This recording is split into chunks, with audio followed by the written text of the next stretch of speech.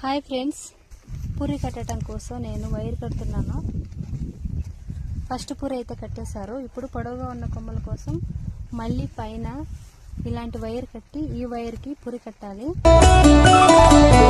కష్టమంటే తెలిసి నోడురా, నిరుపేదరా, రైతన్నరా, కడుపు నింపే అన్నం మెతుకురా, అన్నదాతరా, రైతన్నరా.